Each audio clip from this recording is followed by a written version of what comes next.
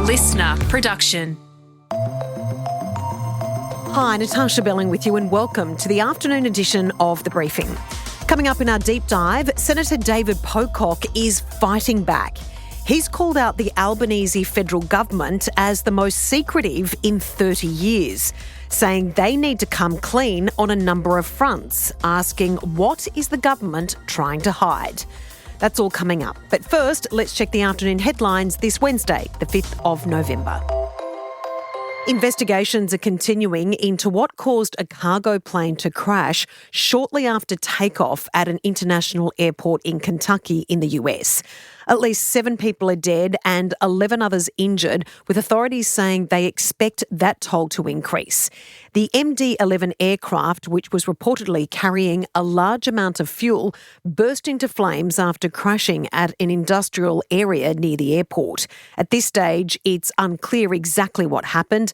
Kentucky Governor Andrew Beshear advising residents to follow directions. I can confirm that there was no specifically hazardous cargo on board of the plane that would create an environmental issue for those around the site, but the impact and where it impacted could create those types of situations. So please, if there is a shelter in place, follow it. New York City has elected its first Muslim mayor and one of its most left-wing leaders in decades. 34-year-old Zohran Mamdani, a self-described democratic socialist, won in a resounding victory over former Governor Andrew Cuomo. Mamdani congratulated his supporters on toppling a political dynasty in his acceptance speech. Working people of New York have been told by the wealthy and the well-connected that power does not belong in their hands. Fingers bruised from lifting boxes on the warehouse floor, palms calloused from delivery bike handlebars, knuckles scarred with kitchen burns. These are not hands that have been allowed to hold power. And yet, over the last 12 months, you have dared to reach for something greater. Tonight, against all odds, we have grasped it. His election-winning platform includes free childcare, rent freezes and tax increases on the wealthy. And there are reports another major outage has hit Optus. It's believed a number of areas have been affected around the New South Wales Hunter region, including Maitland, Cessnock and Port Stephens. Optus warning residents they may be unable to contact 000 while it works to try and fix the issue.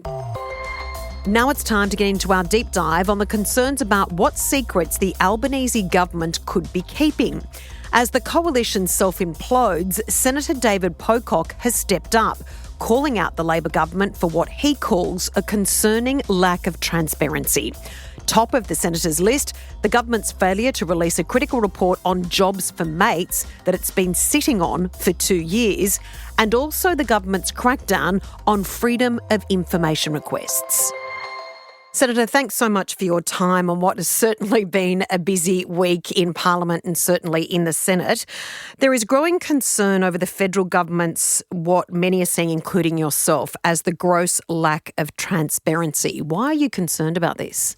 Hi, Tash. Yeah, this is a worry. When you look at the numbers sort of crunched on the last Parliament, it turns out that the Albanese Labor government is the second most secretive in the last 30 years, which is a huge issue. As a senator, you're trying to get information that I think should be in the public domain to be able to do your job, hold the government to account, and increasingly they're just not complying with Senate orders. We saw in the last term they complied with, I think, 32.5% of Senate orders. Under the Keating government, that was up near 92%. And for a government that talked a lot about transparency, we're not really seeing that when it comes to them in the Senate, when it comes to them in FOI. And I think that's a very worrying trend. I'm glad you mentioned there, Senator, about the FOI, which is freedom of information, which a lot of journalists actually use to try and break stories. Now, from what I can understand, the federal government is wanting to change rules around accessing freedom of information requests, and they argue it's about national security. What are your thoughts on this? This bill they've got is, I think, farcical. They've essentially gone back and looked at reviews of the freedom of information laws and cherry-picked things that suit them and will make our FOI system even more secretive. They go directly against a recommendation from the Robodebt Royal Commission, which I just find astounding, given what we learnt through that. That Royal Commission laid bare what happens when you have maladministration and secrecy, where people just cannot get information. And people died, people took their own lives. And instead of actually listening to them, we're going against that. So certainly not something I support. The government has to go back to the drawing board on the FOI bill. And myself and other crossbenchers have been really pushing hard amongst the crossbench and pushing the opposition to actually reject this and say to them, sure, there may be a need to update our freedom of information laws. This is an old act. Times have changed, but do it in a way where we actually have more transparency, not less. To your point about national security, they're putting that up, but they can provide very little evidence. One of the things they said as well, we're getting smashed with AI-generated requests. They could provide no evidence for that. The only evidence they could provide was 2 arbitrary studies in some county in the US, no concrete evidence. And then when it comes to national security, it turns out that they actually went to national security agencies saying, hey, this is a problem, isn't it? Essentially trying to drum up support for their bill. So I think it's a shameful bill. And, my hope was after the election, and we saw those numbers crunched in the last parliament, that we would see a change from the Albanese government. But we're kind of seeing a doubling down. And, we've seen that play out in the Senate over the last week with this Briggs report, which I think really goes to the core of the issues around transparency. Let's talk about that Briggs report, because it's known by many people as Job for Mates report. Now, from what I can understand, that was commissioned by the previous coalition government, correct? No, it was commissioned by the Labor government in the last term, about 2.5 years ago. And it was in response to a private member's bill from the member from Mackellar, Dr. Sophie Scomps. She was introducing a bill that would end Jobs for Mates, would have sort of merits-based appointments processes, and I think a very good bill, really in line with what most Australians would expect to be happening when people are getting some pretty plum jobs in the public sector. In response, the government rushed out the announcement for this review. They said, hey, we acknowledge this has been bad in the past, we're going to do different. And at the time, Minister Katie Gallagher said, we'll make this report public. Clearly, it's in the public interest to be public. That was 2.5 years ago. They've been sitting on this report for 2 years. And in that time, we've seen, half a dozen at least former Labor politicians, people connected to the Labor Party, be appointed to head up government organisations or get so-called independent reviews. And the more that goes on, you kind of got to ask, well, what was in this report and why haven't we seen action on Jobs for Mates? And now why are they sitting on it despite the Senate saying, you've had long enough, release the report? So was there a move to release the report over the Christmas New Year period, Senator, which we all know that's like dropping a big bombshell on a Friday afternoon is to bury the story? Is that what your concern is? It is my concern. So, I've been raising this for a while now. I've been, over the last 4 years as a senator, been trying to amend legislation when it comes through to actually have merits-based appointment processes for various new bodies that are set up or whatever it might be. But when it comes to the Briggs review, I moved a motion in the Senate basically saying, you need to provide this document to the Senate. We want to see what's in it. The government refused and claimed cabinet in confidence, and basically the same lines that they rejected from the Morrison government, they're now using. The Senate then again passed a motion that said, you haven't complied with this. The minister's going to have to come and explain to the Senate why this has happened. That happened. They still didn't release the report. And so I put forward a motion to say, okay, every day until you release this report, there's going to be an extra 5 questions at question time from non-government senators to actually turn the heat up a bit. There have to be consequences for just ignoring Senate orders. So we had a week of that. And then today, unfortunately, the coalition sort of caved and did a deal with Labor to allow them to provide a briefing to senators sort of in camera, so a secret briefing, and the commitment to release it before the new year.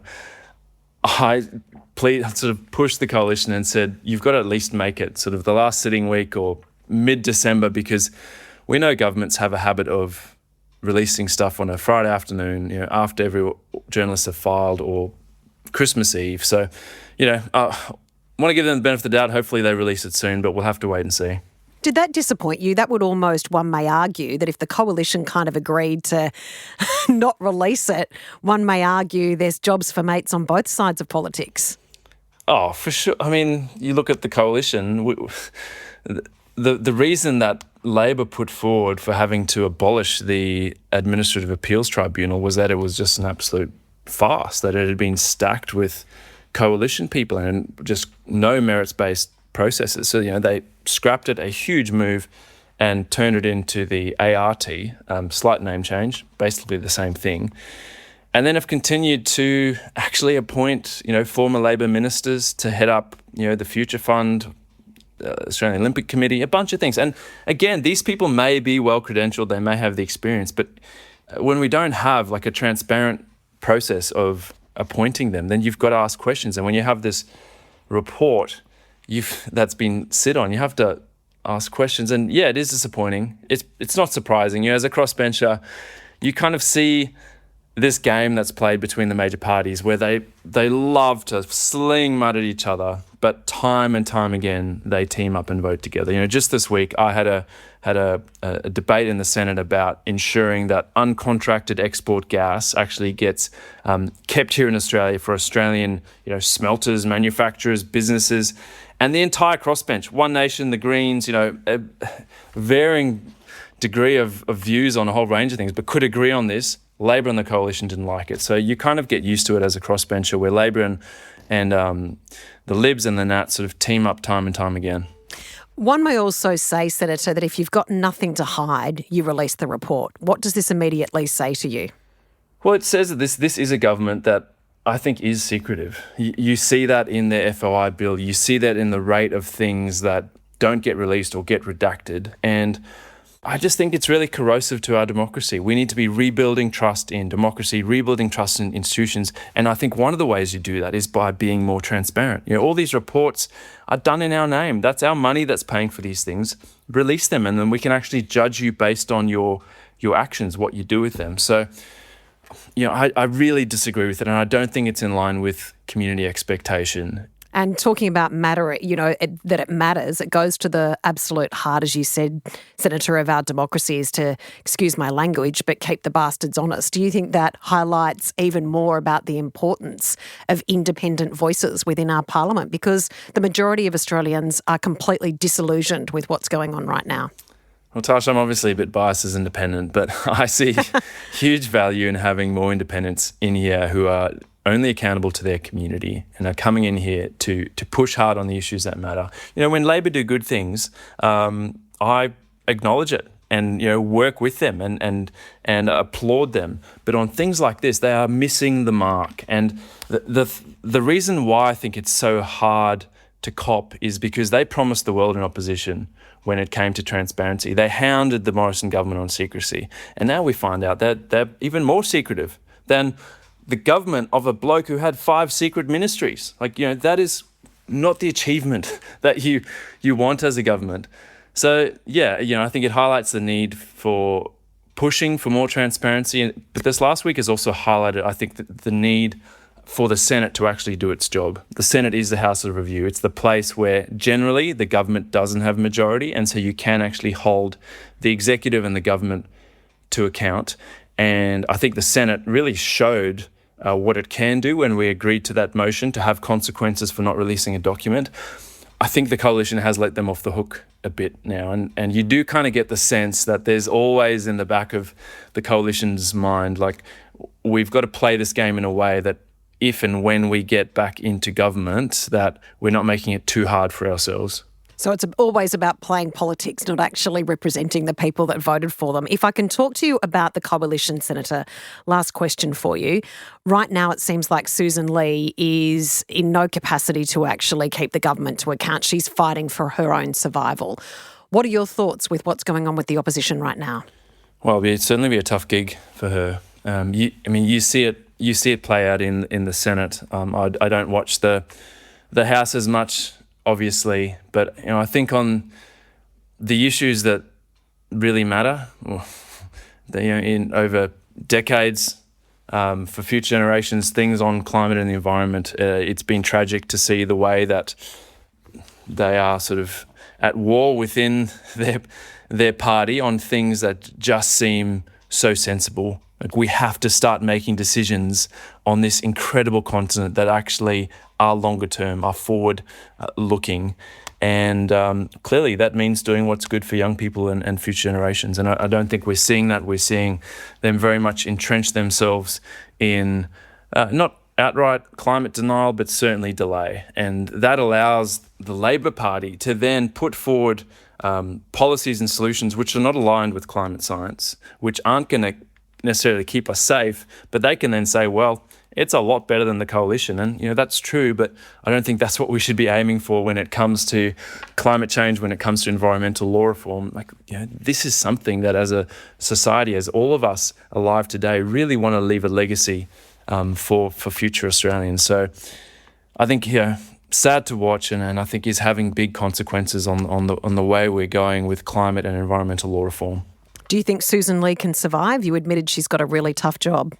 I don't know. I honestly don't pretend to understand how things work in the parties and what happens in the background. It does seem like people in the party spend a huge amount of time on party politics and on factional stuff and different things that are happening in there. So you do need an effective opposition, and I think if they don't get it together, and if Labor, I think, continues with a lack of transparency, and I think missing the mark on a whole bunch of things when it comes to actually dealing with the root causes of the big challenges we're facing, we're going to see more and more Australians looking to minor parties, looking to independents, and saying, well, it's not working at the moment, let's give these other guys a crack. Really appreciate you keeping the bastards honest. Senator, thanks so much for joining us.